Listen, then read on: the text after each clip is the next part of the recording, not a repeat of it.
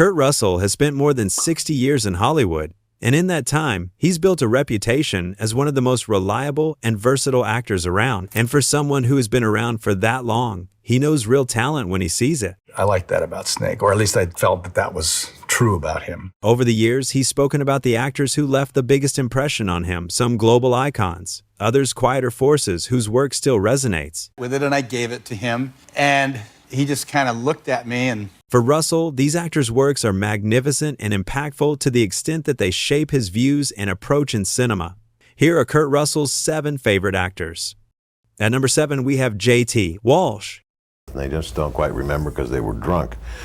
If there's one name that Kurt Russell has repeatedly singled out with absolute admiration, it's J.T. Walsh. In the DVD commentary for the 1997 thriller Breakdown, Russell referred to Walsh as possibly my favorite American actor. He didn't say one of, he said, he's flawless, nothing fake, nothing phony. That's high praise, especially from someone who's been in the business as long as Russell has. Still hang on to him, and these things make us realize why.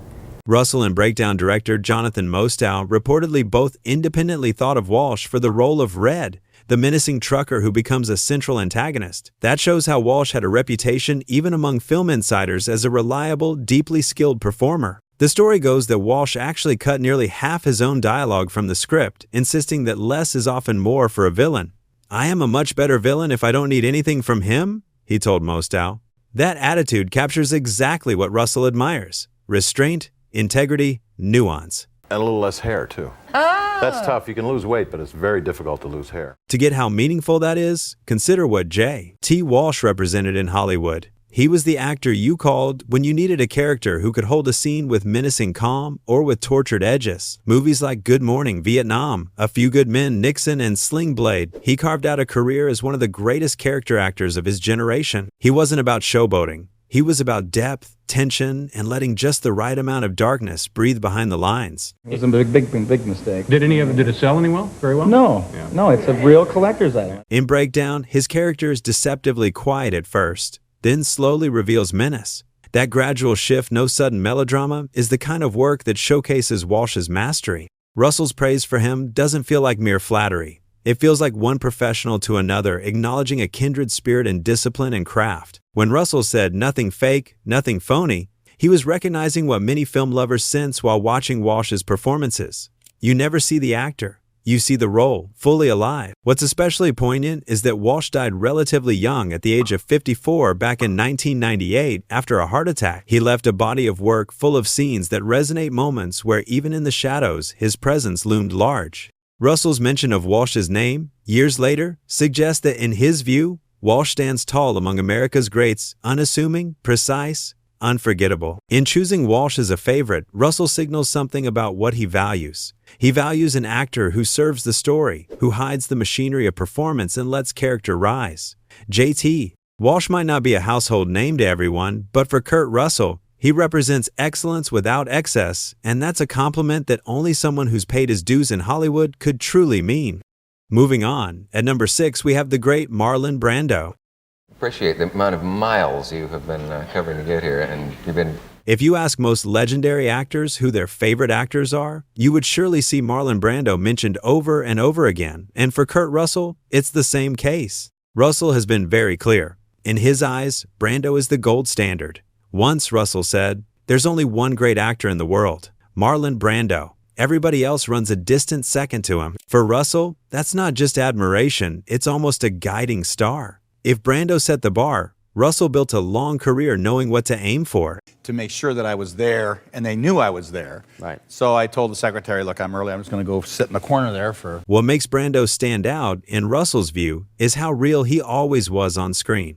Brando never shied away from difficulty. He didn't try to always look pretty or perfect, he tried to be true. When Brando played characters, they felt alive, messy, and human. Russell has said he loves watching Brando even when he's just standing in a scene, delivering a small line, or even glancing around. That moment of being fully present, that's what Russell says is crazy great to watch. Russell also respects Brando because he pushed the boundaries of what acting could be. Brando made people think differently about what actors could do, how they could connect to the audience, how they could carry emotion without showiness. He wasn't about big speeches all the time. Sometimes less was more. Russell quotes him or quotes about him in ways that show he sees Brando as someone who did not cheat.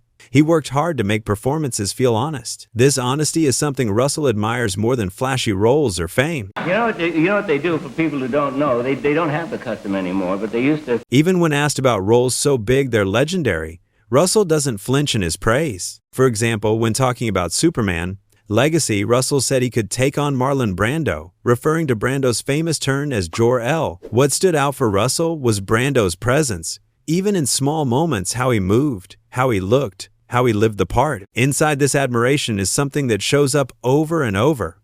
Russell values substance, and Brando is the definition of substance. Russell wants work that feels earned, that has weight, that has room for things like flaw, tension, silence, truth. And Brando's work, it has plenty of that. So when Brando comes up as Russell's favorite, it isn't just name-dropping. It comes from decades of seeing what great acting can do, what it can feel like when it lands. For Russell, Brando isn't just a favorite actor. Brando is the kind of actor who taught him what greatness really looks like. Number 5, Val Kilmer.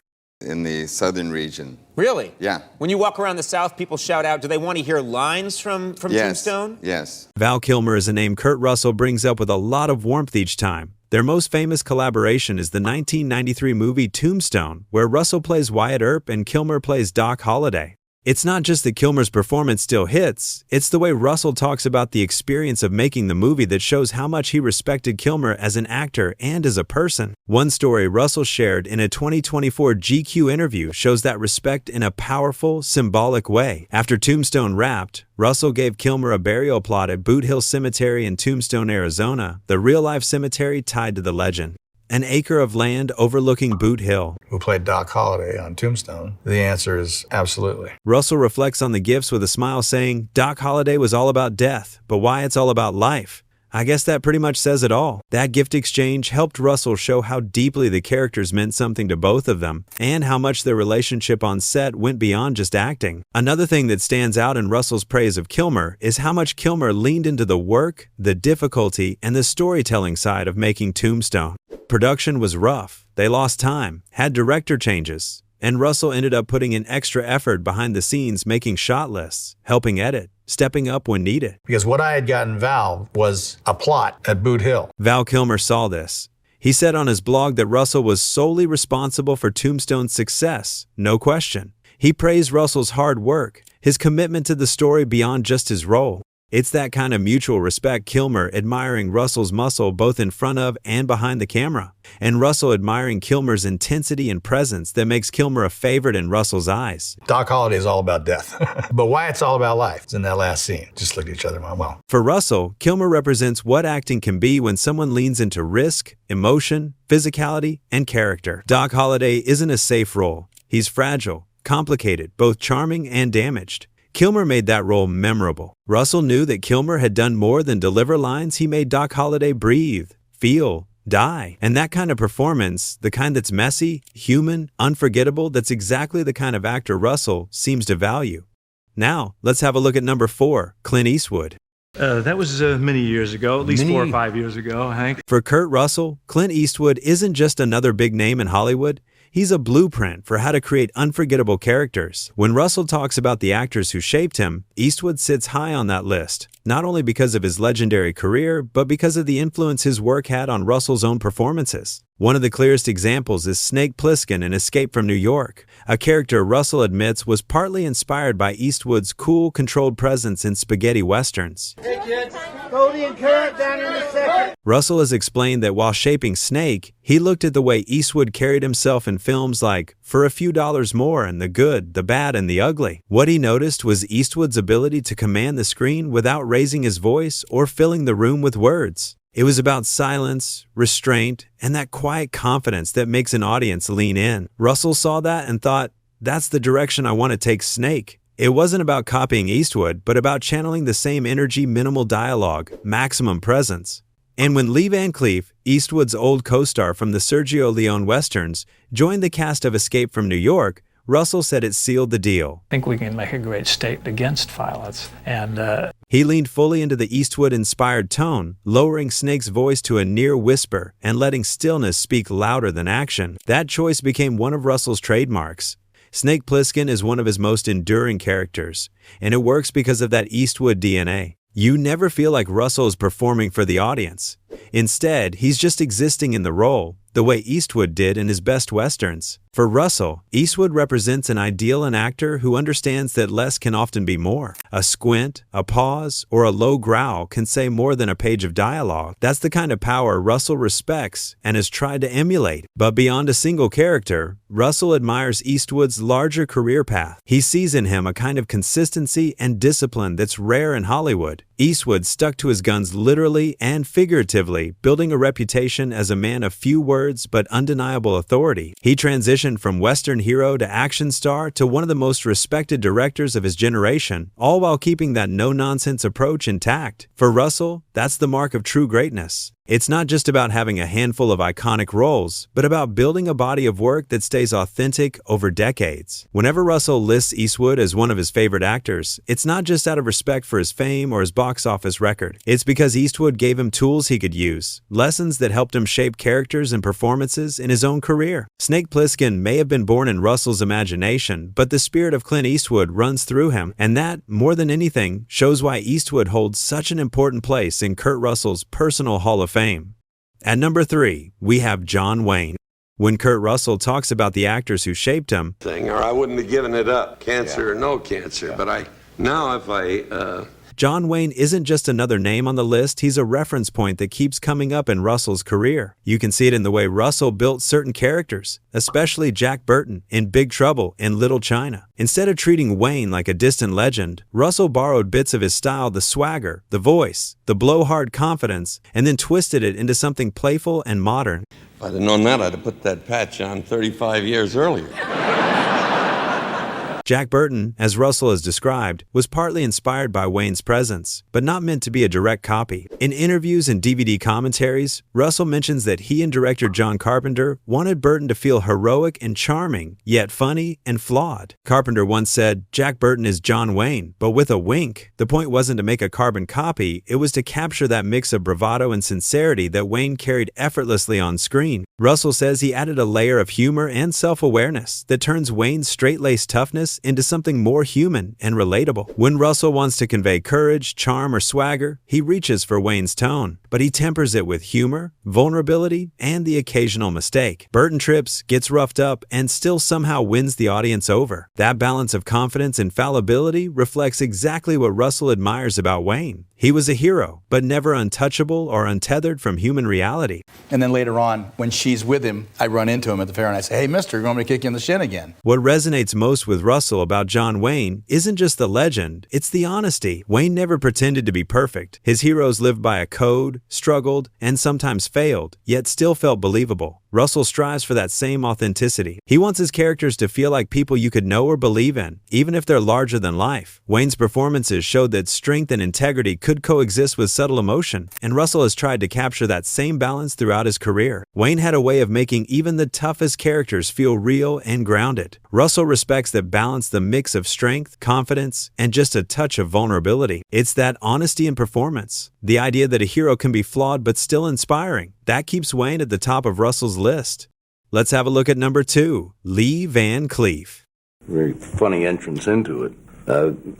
When Kurt Russell first heard that Lee Van Cleef was going to be part of Escape from New York, it changed the way he thought about the movie. Van Cleef wasn't just another actor. He was one of the iconic faces of the spaghetti westerns that Russell grew up admiring. The idea of standing alongside him on screen gave Russell both motivation and a clearer sense of how to approach his own role. Van Cleef brought instant weight to the project, and Russell wanted to rise to that level. In interviews, Russell has said that Snake Plissken's voice and attitude clicked for him once he learned Van Cleef would be playing the hard-edged Commissioner Bob Howe. With Van Cleef there, Russell leaned into the same kind of steely, stripped-down delivery that made Western antiheroes so memorable. He didn't copy Van Cleef, but the connection permitted him to go all in on the low, gravelly, Eastwood-style voice that became Snake's trademark. Without Van Cleef's presence in the film, Russell might not have locked down that defining element of the character.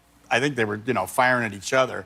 And they hit a couple of cars in between. And What Russell admired about Van Cleef was his ability to transform a role with sheer presence. Van Cleef didn't have to shout or overact. He had that sharp gaze, the lean frame, and the calm menace that filled the screen. Even as a supporting character, he could make a scene feel bigger just by walking into it. For Russell, that was inspiring not in a copy this sense, but as a reminder of how much power an actor can have without saying much.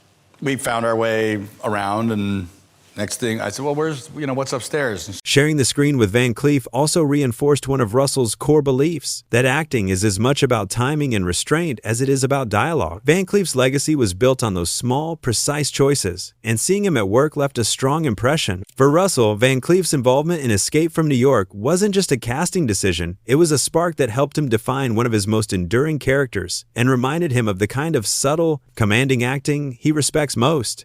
Finally, at the top of our list, we have number 1, Harry Dean Stanton. The one that Cy Richardson did? Yeah, I think I was supposed to do that originally, I think. Harry Dean Stanton was a one-of-a-kind actor. He wasn't flashy, and he didn't try to dominate the screen, yet his presence was always felt. That quiet strength is what drew Kurt Russell to him. Russell has never been shy about the fact that Stanton was one of his favorite people to share a set with, and the respect between the two was mutual. When they worked together on Escape from New York, Stanton played Brain, the character who knew the city inside out and had a complicated history with Snake Plissken, Russell's now iconic anti-hero. On set, the chemistry between the two wasn't just scripted. It came from a genuine friendliness and mutual admiration. Russell appreciated Stanton's unforced approach to acting, the way he could make even the simplest moment feel authentic. It wasn't about showing off, it was about truth, and that left a mark on Russell. I said they should have been singing mariachi song. Their relationship during filming was relaxed and easygoing, something Russell valued in the high-pressure environment of making a big cult action movie. Stanton carried himself with a kind of effortlessness, and Russell often noted how much lighter the atmosphere felt when Stanton was around. He had that rare ability to keep things grounded while still delivering a performance that stuck with audiences long after the credits rolled. For Russell, it wasn't just about Stanton's role in the movie, it was about the man himself. Stanton was approachable, generous with his time, and treated everyone with the same level of respect.